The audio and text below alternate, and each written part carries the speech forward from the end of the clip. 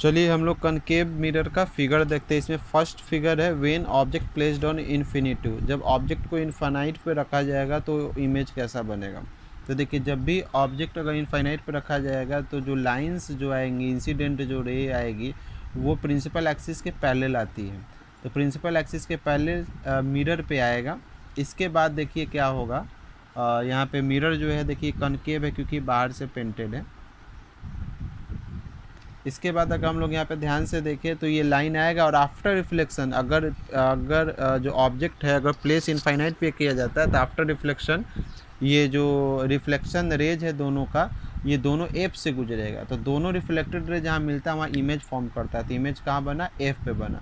और देखिए ये पॉइंट साइज में दोनों का मतलब मीटिंग पॉइंट है, इसीलिए इमेज का साइज पॉइंट साइज का होगा, यानी बहुत छोटा होगा। तो कंक्लूजन क्या होगा, image formed on F, image formed very small in size और image formed real and opposite. Concave में अगर फिगर आपको मिरर के फ्रंट साइड बनता है तो हमेशा रियल और अपोजिट या इसको इन्वर्टेड कह लीजिए ये बनता है। अब अगला फिगर जो इसमें है when object place between infinite and C. इस बार ऑब्जेक्ट देखिए ये सी है, इधर इनफाइनाइट होता है तो इधर यहाँ पे रख दिए। तो यहाँ से एक स्केल इसके सर पे रखते हुए आप मिरर तक ले जाइए, लाइन खींच लीजिए। दूसरा, जैसे ये मिरर पे जाता है तो रिफ्लेक्ट करता है लाइन, क्योंकि ये चैप्टर रिफ्लेक्शन का। तो रिफ्लेक्ट जब करेगा तो पहला रिफ्लेक्शन लाइन जो होगा वो एफ से गुजरेगा। तो हम यहाँ से स्केल रख के एफ से गुजार देंगे। फिर दूसरा आपको सी से गुजारना है, तो यहाँ से एक स्केल आप इसके सर पे रखते हुए यहाँ पे सी पे मतलब प्लेस करिए और एक लाइन यहाँ पे खींच दीजिए। तो इससे जो बनेगा ये दोनों लाइन यहाँ पे मिला, यहाँ पे लाइन मिला, तो इससे देखिए यहाँ से एक ऑब्जेक्ट इमेज को प्लेस बना, इमेज प्लेस बना। तो यहाँ से देखिए ऑब्जेक्ट है और ये इमेज है। इमेज जो है ये छोटा है, एफ और सी के बीच बना है और उल्टा है। यहाँ पे साफ साफ दिख रहा है कि ऊपर की तरफ है या नीचे की तरफ है, यानी उल्टा है। तो आप क्या ये कंक्लूजन लिखिएगा, image formed between F and C, image formed smaller than object, image formed real and opposite. Opposite तो दिख ही रहा है जिसको हम लोग इन्वर्टेड भी कहते हैं।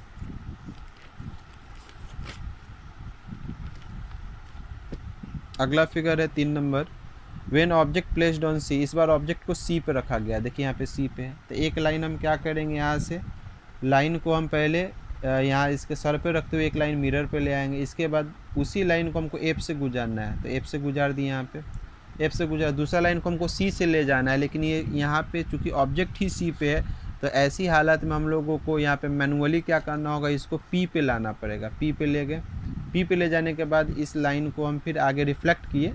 तो रिफ्लेक्ट करने के बाद यहाँ ये रिफ्लेक्शन लाइट और ये रिफ्लेक्शन लाइट यहाँ पे मिला। तो जैसे हम यहाँ से ये लाइन मिलाएंगे तो पता चलेगा कि ये इमेज भी सी पे बनेगा और जितना बड़ा ऑब्जेक्ट उतना ही बड़ा इमेज बना, यानी सिमिलर साइज का बनेगा और अपोजिट तो दिख ही रहा। तो यहाँ कंक्लूजन क्या हुआ, image formed on C, image formed equal to the object, image formed real and opposite. चौथा फिगर देखिए यहाँ पे क्या है, चौथा फिगर है ऑब्जेक्ट को एफ और सी के बीच में प्लेस किया गया। तो एफ और सी के बीच में ऑब्जेक्ट प्लेस किया गया। तो यहाँ से देखिए एक लाइन जो है पहले वैसे ही पहले एक स्केल से लाइन खींचेंगे और वो लाइन को कहाँ से गुजारना है, एफ से गुजारना है। एफ से गुजर गया, फिर अगला लाइन को सी से गुजारना है। तो ये इसके सर पे रखते हुए सी से लाइन मिलाएंगे। ये देखिए ये आगे गया, ये यहाँ पे पीछे ही जाएगा क्योंकि ये मिरर के बैक साइड नहीं जा सकता है, तो मिरर के फ्रंट साइड ही इसको फिर रिफ्लेक्शन करेगा। तो ये इसी डायरेक्शन में चला जाएगा। तो अब यहाँ से देखिए दोनों रिफ्लेक्टेड रे यहाँ पे मिला, तो यहाँ से मिला तो ये जो प्रिंसिपल एक्सिस के अकॉर्डिंग टू हम अगर इमेज बनाए तो देखिए ऊपर बना, ये नीचे बना। ये देखिए छोटा था ऑब्जेक्ट है, ये बहुत बड़ा बना। तो यानी यहाँ क्या कंक्लूजन बना, image formed between infinite to C, इधर इनफाइनाइट इधर सी इनफाइनाइट और सी के बीच में इमेज बना। Image formed bigger than object, image क्या हुआ ऑब्जेक्ट से बड़ा बना और इमेज जो बना है वो रियल और अपोजिट बना है। तो रियल और अपोजिट बना क्योंकि ये फ्रंट साइड ऑफ मिरर बना है। आगे आइए, 5वां नंबर क्या है, इमेज ये when object placed on F. तो ऑब्जेक्ट को जब हम एफ पे प्लेस करेंगे तो देखिए एफ पे एक लाइन आएगा मिरर पे और एफ से गुजरेगा, दूसरा लाइन सी से गुजरेगा। दोनों लाइन देखिएगा ये पैरेलल हो जा रहा है। तो जब लाइन पैरेलल होता है तो हमेशा कहाँ बनता है, वो इनफाइनाइट बनता है। तो यहाँ पे कंक्लूजन क्या लिखिएगा, image formed on infinitive, image formed very big. जब इनफाइनाइट बनेगा तो इसका साइज का आप आंकड़ा नहीं निकाल सकते, इसलिए वहाँ पे वेरी बिग बोला जाता है। और ये चूँकि फ्रंट साइड ऑफ मिरर बना है तो रियल और अपोजिट ही बनेगा। Back side of mirror virtual और इरेक्टेड बनता है। अब 6 नंबर का फिगर देखिए यहाँ पे पी और एफ के बीच में। तो देखिए यहाँ पे पी और एफ के बीच में ऑब्जेक्ट को हमने प्लेस किया है। तो यहाँ से एक लाइन आया, देखिए यहाँ पे गया, फिर यहाँ से ये आपको क्या हुआ, एफ से गया, दूसरा लाइन सी से जाएगा। ये देखिए आगे जितना जा रहा है बढ़ते जा रहा था, इसको हम पीछे बढ़ाएं तो पीछे बढ़ाया तो ये मिरर के पीछे यहाँ पे मिला। तो मिरर के पीछे मिलने का मतलब ये इमेजिनरी बनेगा। तो यहाँ पे इमेज कैसा बना, देखिए ऑब्जेक्ट से बड़ा बना और इमेजिनरी बना है। तो यहाँ पे क्या बोलिएगा, image formed behind the mirror, ये बिगर देन मिरर और वर्चुअल एंड इरेक्टेड, ये कंक्लूजन हुआ। तो यहाँ पे कंक्लूजन में हम पहले ही लिख चुके हैं। अब आइए जब ऑब्जेक्ट को हम पी पे रखेंगे, तो जब ऑब्जेक्ट पी पे रहेगा तो याद रखिएगा इसका फिगर नहीं बनता है, इमेज भी पी पे बनेगा, सिमिलर टू द ऑब्जेक्ट बनेगा और रियल और इन्वर्टेड बनेगा। कन्वेक्स वाले में अगर पी की बात करें तो वहाँ पे दोनों सब सही रहेगा, वही रहेगा, वर्चुअल और यहाँ इरेक्टेड हो जाएगा। आपको उसका मतलब ये इमेज का साइज जो होगा वर्चुअल इरेक्टेड होगा, इसमें भी फिगर नहीं बनता है जब ये अगर आप ऑब्जेक्ट को प्लेस करते हो पी पे। अगला है कन्वेक्स का सेकेंड नंबर फिगर, जब ऑब्जेक्ट को प्लेस किया गया इनफाइनाइट पे। तो हम जानते हैं कि जब ऑब्जेक्ट को इनफाइनाइट पे प्लेस किया जाता है तो हमेशा लाइन जो आती है पैरेलल आती है प्रिंसिपल एक्सिस की, आया और यहाँ से ये चला जाएगा। तो इसको हम क्या करेंगे, स्केल से बुलाएंगे पीछे, क्योंकि आगे तो मिल नहीं सकता है दोनों, क्योंकि दोनों अलग अलग डायरेक्शन में चला जा रहा है। तो इसलिए जब हम पीछे करेंगे तो ये दोनों एफ में मिलेगा। तो याद रखिएगा कन्वेक्स में हमेशा जो जितने भी फिगर होते हैं वो इमेजिनरी ही बनता है।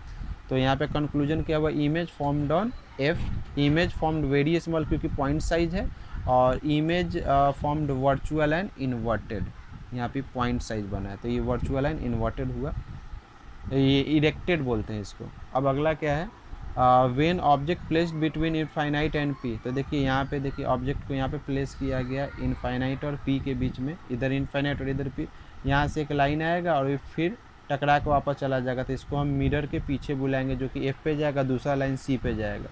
तो जब जैसे ये सी से यहाँ पे गुजरेगा तो क्या हो जाएगा, ध्यान देने वाली बात है कि दोनों लाइन यहाँ पे मिल रहा है, देखिए यहाँ पे मिल रहा है तो ऑब्जेक्ट इमेज भी यहीं पे बना। तो जब इमेज बना तो क्या हो गया, इमेज देखिए कैसा बना है, छोटा बना है। तो क्या बोलिए कंक्लूजन में, image formed behind the mirror, image formed smaller than object, image formed virtual and erected. तो आपका सारा फिगर वर्क हो गया। अब हम लोग पहला प्रूफ करने जा रहे हैं, स्टेट एंड प्रूफ।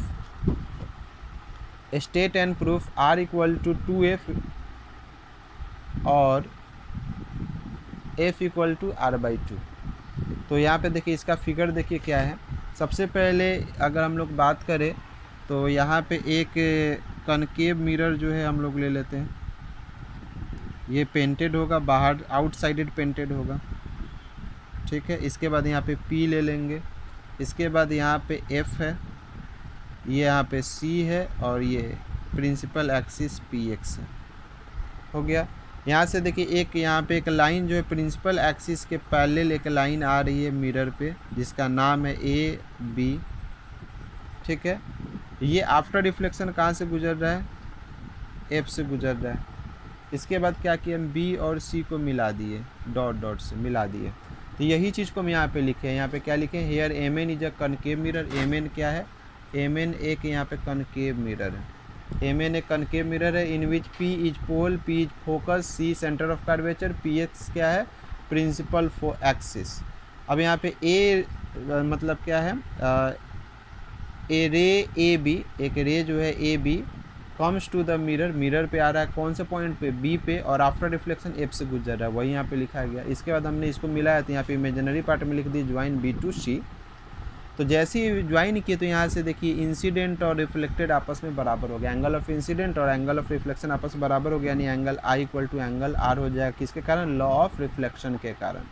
अब आइए हम लोग प्रूफ में आते हैं। तो प्रूफ में अगर हम लोग देखें तो क्या है, AB जो है, यहाँ से देखिए AB जो है ये इसके पैरेलल है, तो पैरेलल है तो ये और ये एंगल आपस में बराबर होगा, अल्टरनेट एंगल, इसका नाम क्या है, ABC, इधर हो जाएगा BCF बराबर हो जाएगा। तो यहाँ पे क्या लिखिएगा, ये दोनों पैरेलल थे, ABC और BCF अल्टरनेट एंगल के कारण बराबर हो जाएगा। और I बराबर R वाला एंगल लेंगे तो एंगल ABC और CBF, ये भी आपस में ABC और CBF, ये दोनों I और R पहले से बराबर था, तो इमेजिनरी पार्ट के कारण तो ये वाला भी हम यहाँ पे लिख दिए। देखिए जब ये दोनों आपस में बराबर है तो ये जो एंगल CBF है ये भी आपस में बराबर होगा। तो यानी यहाँ पे हम लिख दिए। जब भी किसी ट्रायंगल में, देखिए ट्रायंगल में अगर ये एंगल और ये एंगल बराबर थी, आइसोसेलेस हो जाएगा, तो ये दोनों साइड भी आपस में बराबर हो जाएगा। तो यहाँ से क्या हो जाएगा, therefore triangle BCF is an isosceles triangle, so BF equal to FC।